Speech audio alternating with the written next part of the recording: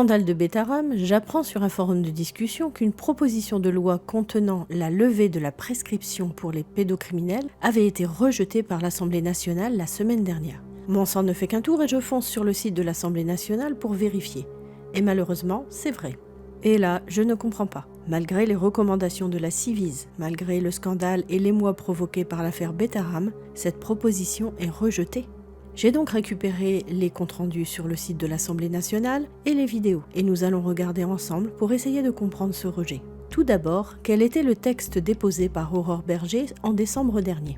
À son origine, le texte comportait 3 articles. Le premier visait à rendre imprescriptibles, en matière civile, les crimes sexuels commis sur des mineurs, afin de renforcer les droits des enfants victimes, notamment lorsque leur prise de conscience est tardive. Le deuxième visait à étendre le dispositif de prescription glissante aux victimes majeures. Le troisième visait à faire entrer dans le code pénal la définition du contrôle coercitif, lequel est caractérisé par l'usage de violences psychologiques comme outil de subordination qui place les victimes dans un état de vulnérabilité. Lors de la séance parlementaire du 28 janvier 2025, le même texte est proposé avec une nouvelle rédaction de l'article 3. Le but du premier vote était de rétablir l'article 1er sur l'imprescriptibilité civile, car cet article avait été supprimé par la Commission des lois. Merci, Monsieur le Président. Cet amendement propose de rétablir le premier article de cette proposition de loi afin de permettre l'imprescriptibilité civile des viols commis sur les mineurs, leur permettant ainsi de pouvoir obtenir une réparation. Merci. Merci, Madame. Monsieur le Président, Madame la Ministre, il s'agit évidemment de rétablir l'article 1 de la proposition de loi de notre collègue devenue depuis ministre pour rendre donc imprescriptible l'action civile en cas de préjudice causé par des actes de torture, de barbarie ou de violence sexuelle commises contre des mineurs. Actuellement, l'article 2226 du Code civil prévoit une prescription de 20 ans dans ces cas, mais ce délai est souvent insuffisant face à la réalité des traumatismes. Les victimes de violences sexuelles en particulier, lorsqu'elles étaient mineures, mettent parfois des décennies à briser ce silence. Ces délais sont inadaptés et injustes. Cet amendement garantit qu'aucune victime ne soit privée d'un droit à réparation à cause du temps écoulé, à condition que le préjudice soit prouvé. En commission des lois, plusieurs groupes ont exprimé leur réticence concernant la notion d'imprescriptibilité, mais face à la force des témoignages des victimes de violences sexuelles, il me semble important de répondre à cette demande qui était notamment présente dans les conclusions des travaux de la Ciivise. Rendre cette action civile imprescriptible, c'est envoyer un message fort. Les violences contre les enfants ne seront jamais oubliées et les droits des victimes doivent primer sur toute autre considération.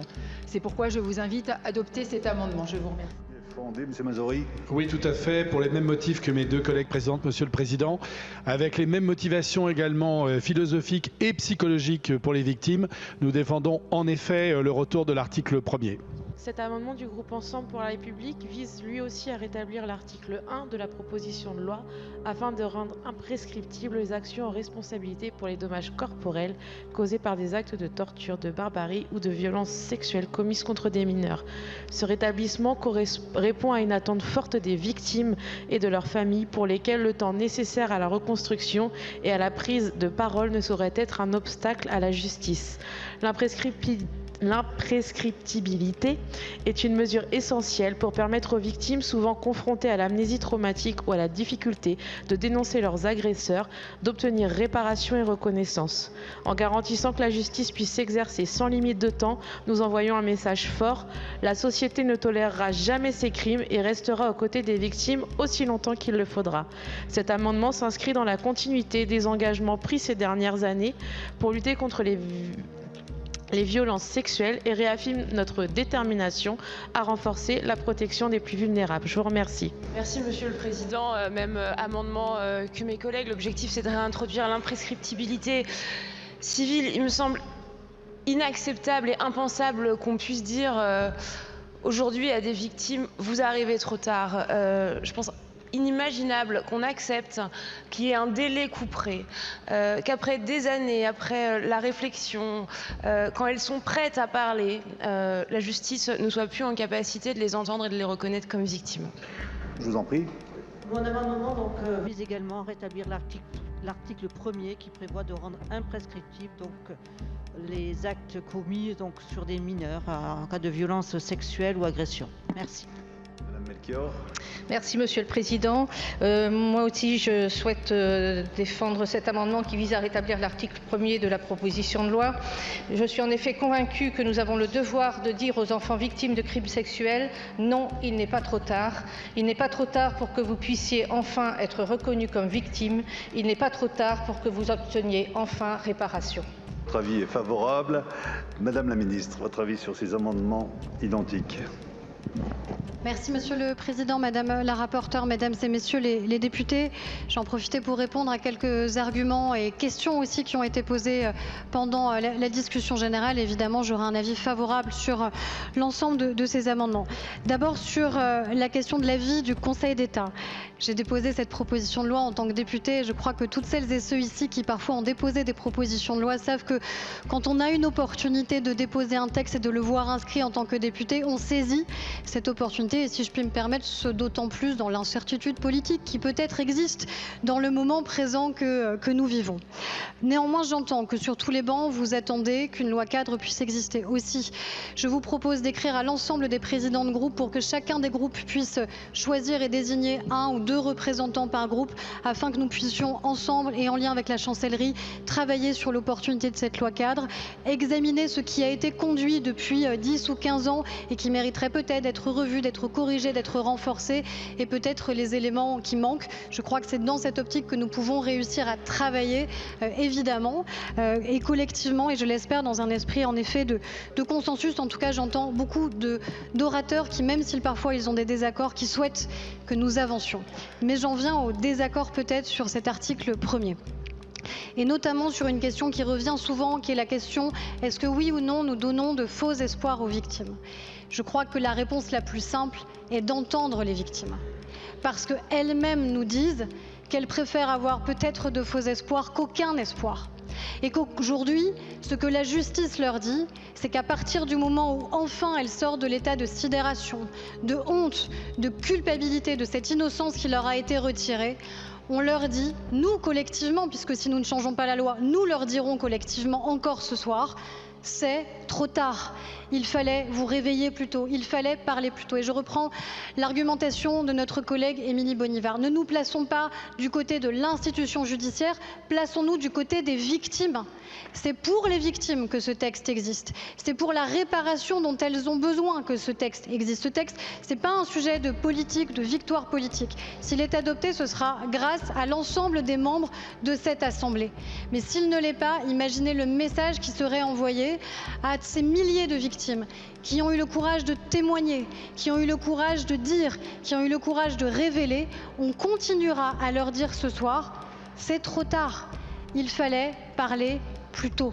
Donc je ne crois pas à l'argumentation sur les faux espoirs, je crois au contraire à cet enjeu de réparation que nous pourrions faire ce soir et qui pourrait ensuite permettre tout simplement qu'elles obtiennent éventuellement une réparation, sachant que ce qu'elles nous demandent, elles sont lucides, elles savent qu'il n'y aura pas nécessairement de condamnation, mais elles veulent être reconnues en tant que victimes, elles veulent pouvoir déposer leurs paroles quelque part, elles veulent avoir la légitimité à pouvoir s'exprimer et c'est cette légitimité, c'est ce cadre-là que nous pourrions leur offrir. Ensuite, il y a la question de la distinction entre matière civile et matière pénale. Oui, la Ciivise avait recommandé l'imprescriptibilité en matière pénale. J'ai eu l'occasion d'en discuter notamment avec le juge Durand, que je remercie encore pour l'ensemble du travail qu'il a réalisé. Sauf que je crois qu'en effet, il faut qu'on maintienne cette exception pénale pour les crimes contre l'humanité. Raison pour laquelle le texte se place uniquement en matière civile. Mais aussi pour une autre raison sur la matière civile, qui est qu'en matière civile, la charge de la preuve est moins lourde, puisque le fondement juridique est celui de la faute. Et donc, ça n'est pas la même épreuve que nous imposons aux victimes et ça n'est pas potentiellement les mêmes condamnations qui pourraient en résulter. Enfin, la question de l'impunité. Chers collègues, vous parlez très régulièrement de ce sentiment d'impunité qui existe dans notre société. Mais aujourd'hui, le sentiment d'impunité, il est pour qui, chers collègues? Il est pour ces victimes. Il est pour ces enfants devenus adultes qui n'ont même pas la possibilité d'avoir accès à la justice. En votant contre cette possibilité, nous renforçons finalement ce sentiment d'impunité qui préserve les auteurs. Les auteurs ont déjà volé la vie de ces enfants devenus adultes. Ils nous le disent tous dans leurs témoignages. Ils nous disent tous dans leurs témoignages, celui que j'ai cité tout à l'heure, nous sommes condamnés à perpétuité. Mais notre système aujourd'hui laisse tranquilles les auteurs, les laisse tranquilles. Je ne veux plus, je ne veux pas qu'un seul des auteurs qui a commis des violences sexuelles à l'encontre de nos enfants, le crime le plus insupportable qui soit, qui est le crime d'inceste, je ne veux plus qu'un seul de ces auteurs dorme tranquille. Je veux qu'ils puissent penser ce soir, par notre vote, par vos votes, qu'encore une fois nous sommes du côté des victimes, que nous refusons toute impunité et que nous disons à celles et ceux qui ont abusé de nos enfants, vous ne dormirez plus tranquille, car le jour où les victimes sauront parler, alors elles auront accès à la justice. Merci. Madame Capdevielle, vous avez demandé la parole. Merci, Monsieur le Président. Donc cet amendement, avec cet amendement, on réécrit l'article 1er et donc on va modifier de manière substantielle le Code civil. C'est pas rien. Sur la question des prescriptions, on l'a dit, sans étude d'impact, sans avis du Conseil d'État et contre l'avis de tous les professionnels du droit. 2 éléments. Aujourd'hui, vous le savez, ça a été dit, un arrêt de la Cour de cassation rendu en 2022 concernant un jeune homme victime dans un collège religieux de faits graves, de faits de viol, qui datait de 1972 à 1975. La Cour de cassation a admis son action recevable parce que la date du départ du délai de prescription n'est pas la même en matière civile et en matière pénale. En matière pénale, c'est la date des faits. En matière civile, c'est la date de consolidation. Et je suis d'accord et on sera tous d'accord pour dire qu'une victime de viol et d'ailleurs d'agression sexuelle n'est jamais consolidée. Donc, Madame la Ministre, il faut le dire aux victimes, elles peuvent engager déjà des actions civiles sur la base de cette décision de 2022. Mais à supposer qu'elles ne le pourraient pas et qu'elles seraient consolidées. Pourquoi cette infraction et pas d'autre? Et c'est pour ça que nous disons qu'il faut aujourd'hui remettre sur le métier la question globale de toutes les prescriptions. Vous avez dit tout à l'heure, Madame la rapporteure, que la justice civile laisse toute la place à la victime. Mais non, Madame, parce que c'est plus une victime. C'est plus une victime, c'est une justiciable comme les autres, qui doit obligatoirement saisir un avocat et qui doit rapporter la preuve d'un viol ou d'une agression sexuelle. Et pardon, mais autant au pénal, elle a la possibilité de bénéficier d'une enquête de police, de bénéficier d'une enquête de gendarmerie, de bénéficier encore mieux d'une instruction avec un juge d'instruction qui va instruire, entendre les témoins, ordonner des expertises. Là, la victime, elle n'est plus une victime, elle est demanderesse et elle est seule. Et elle a la charge de la preuve et croyez-moi que c'est dur. Donc merci, moi, je termine pour dire que dans la mesure où nous considérons que cette question des prescriptions mérite un très large débat, à la fois sur le pénal, à la fois sur le civil, nous nous abstenons sur ces amendements de réinscription. Merci Madame Capdevielle. Madame Obono. Merci Monsieur le Président. Alors la raison pour laquelle cet article 1er a été supprimé en commission des lois, ce n'est pas parce que les commissaires aux lois qui ont voté la suppression, ont voté contre, ne souhaitaient pas apporter des réponses aux victimes en matière de justice civile ou récusaient leur demande de reconnaissance du préjudice et de demande de réparation. La raison pour laquelle ça a été rejeté, c'est parce que, d'une part, comme l'a expliqué la collègue Capdevielle, en matière de justice civile, il y a déjà en fait une prescription qui permet, étant donné qu'elle ne s'applique que quand on considère que le préjudice est consolidé, qui peut du coup s'étendre sur un très long moment et donc qui permet en fait un temps de latence et une prescription suffisamment large pour que ce processus puisse arriver à son terme au rythme de ce que la victime entreprend elle-même comme processus de réparation, et seulement au moment où elle est prête à pouvoir demander justice. Donc, en l'état, le droit en matière civile permet en fait à ces victimes. Il y a des raisons pour lesquelles aujourd'hui il y a des difficultés, peut-être qu'on en parlera, et je pense qu'il faudrait qu'on se pose la question de la justice civile en tant que telle, de l'ensemble de ces difficultés qui font que c'est d'autant plus difficile. J'appuie ce que disait également la collègue sur le fait que la charge de la preuve revient dans ces procédures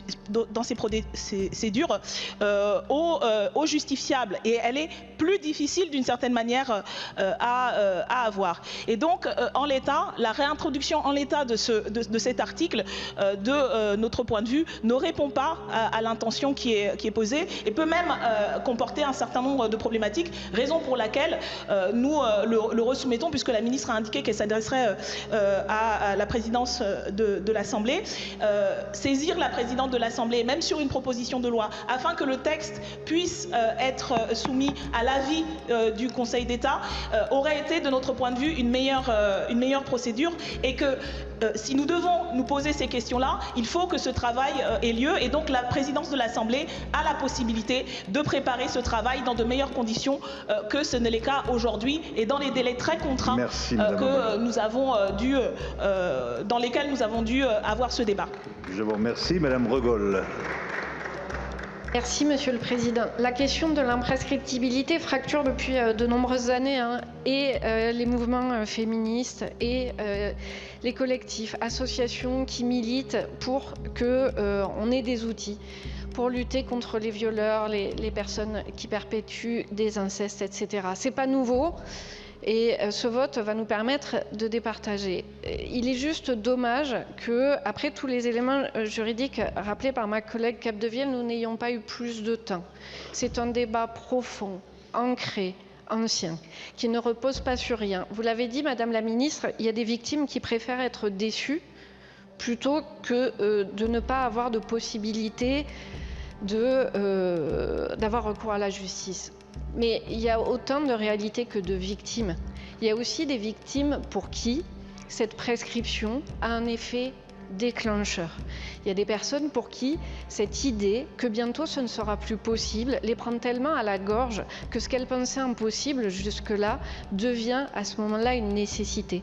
On ne peut pas, de la même façon que vous ne pouvez pas réduire les victimes à l'exemple que vous avez pris, je ne vais pas réduire les victimes à l'exemple pourtant concret par des personnes avec qui j'ai pu travailler ou que j'ai côtoyé, que je prends aussi. La question que l'on doit se poser, c'est nous, en tant que législateurs, quelle est l'importance, la solennité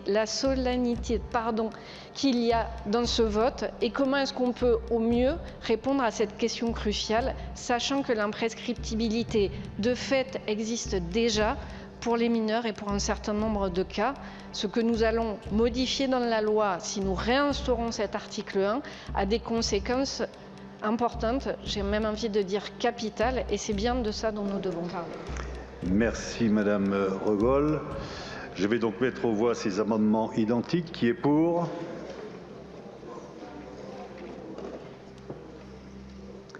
Qui est contre? Je vous propose un scrutin public. Il n'a pas été demandé, mais on va le faire. Le scrutin est ouvert. Le scrutin est clos.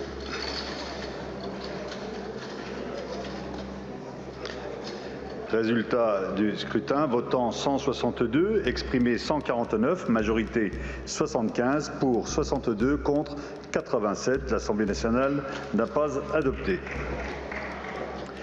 Et oui, contre toute attente, les députés n'ont pas adopté l'imprescriptibilité civile. Sachant qu'Aurore Berger a déjà mentionné qu'elle n'était pas favorable à l'imprescriptibilité pénale, on s'attend aussi à la même décision. Madame la rapporteure, cet amendement vise à rendre imprescriptible l'action publique des viols sur mineurs. Parmi les victimes ayant témoigné auprès de la Ciivise, L'imprescriptibilité pénale est la mesure la plus demandée. 75% des victimes ayant témoigné auprès de la commission déclarent que les faits dont elles ont souffert sont aujourd'hui prescrits, soit 6 victimes sur 10. Ce constat alarmant appelle une réforme urgente. Il est impératif de leur laisser le temps nécessaire pour trouver la force et les moyens de se faire entendre. Rendre les violences sexuelles sur mineurs imprescriptibles permettrait aussi de lutter plus efficacement contre l'impunité des agresseurs. Je vous remercie. Merci Madame Bonnet. Madame Duby-Muller, le 10 est défendu. Pour les mineurs, l'imprescriptibilité des viols est une mesure de justice incontournable. Nous savons que les enfants victimes de tels crimes, souvent commis dans un contexte de proximité ou d'inceste, mettent de longues années à pouvoir parler. Amnésie dissociative, dépendance juridique et psychologique, peur de l'agresseur, ces obstacles retardent considérablement les démarches judiciaires. Une prescription, aussi longue soit-elle, reste insuffisante face à ces réalités et cet amendement vise donc à adapter la loi à ces délais de révélation pour que jamais une victime ne soit privée de justice. Pour les majeurs, nous conservons la prescription glissante introduite par la loi Billon de 2021 en l'enrichissant et ce mécanisme permet d'allonger les délais de prescription lorsqu'un agresseur récidive, renforçant ainsi la lutte contre les violences sexuelles tout en garantissant une cohérence juridique. Merci, chers collègues. Madame la rapporteure, votre avis sur ces amendements identiques? Merci, Monsieur le Président. Ce sera des avis défavorables. On n'avait pas souhaité, lors de l'étude en commission, inscrire l'imprescriptibilité pénale au sein de cette proposition de loi. Je rappelle que seuls les crimes de génocide et crimes contre l'humanité sont pénalement imprescriptibles. Donc je crois que si on voulait aller vers l'imprescriptibilité en matière pénale, et je peux comprendre la logique qu'il y a derrière, il faudrait qu'on mène une réflexion, à mon avis, beaucoup plus large et qui appréhende l'ensemble des délais de prescription. Merci Madame la rapporteure. Madame la ministre. Oui, merci Monsieur le Président. Mesdames les députées, je comprends évidemment l'objet de cet amendement et je sais que c'était une recommandation de la Civis. Pour les raisons que j'ai déjà invoquées, j'étais pour l'imprescriptibilité en matière civile et je ne doute pas que dans le travail parlementaire qui va continuer, nous continuerons ces débats et j'espère nous réussirons à convaincre de son fondement et de son utilité, voire de sa nécessité pour les victimes. Mais je reste défavorable en matière pénale, donc demande de retrait. Merci Madame la ministre. Madame Bonnivard, vous avez souhaité prendre la parole. Moi, je regrette vraiment profondément que l'article 1 n'ait pas été adopté parce que, comme l'a dit la ministre Berger, c'est un message extrêmement violent, pour moi en tout cas, je trouve, qu'on envoie aux victimes. Ça ne nous coûtait rien de continuer ensemble le travail parlementaire, de pouvoir, et la ministre l'a dit, avec en parallèle une loi cadre. Voilà, je trouve qu'on aurait pu avoir ce sens des responsabilités, non pas par légèreté, mais par la reconnaissance des millions de victimes, de pouvoir continuer sur ce travail. Et c'est mieux quand on n'applaudit pas, quand on supprime des articles comme celui-ci. Donc j'espère vivement que le travail parlementaire nous permettra de réouvrir ce débat pour les victimes. Donc pour moi, c'est une large défaite ce soir, la suppression de cet article, et c'est une grande tristesse. Je vais donc mettre aux voix ces amendements identiques qui ont reçu un avis défavorable et de la rapporteure et du gouvernement. Qui est pour? Qui est contre? Ils ne sont pas adoptés. L'amendement 40, Madame la ministre. Lors de cette séance, l'Assemblée nationale n'a pas adopté les amendements qui auraient pu permettre de rendre imprescriptibles les crimes sur mineurs, en particulier au civil, ce qui permet l'indemnisation, mais aussi au pénal, ce que réclamait la Civis. Et cette imprescriptibilité, les victimes de Betterham en auraient bien besoin pour pouvoir faire reconnaître les faits qui, pour beaucoup d'entre eux, ont plus de 30 ans. Et grâce à la prescription, certains agresseurs encore vivants risquent de ne pas être jugés alors que les victimes ont enfin bravé l'omerta, la peur et la souffrance. Il ne reste qu'à espérer que les députés se saisissent rapidement du débat et s'entendent cette fois et fassent consensus pour produire une loi cadre qui permettra l'imprescriptibilité des crimes sur mineurs.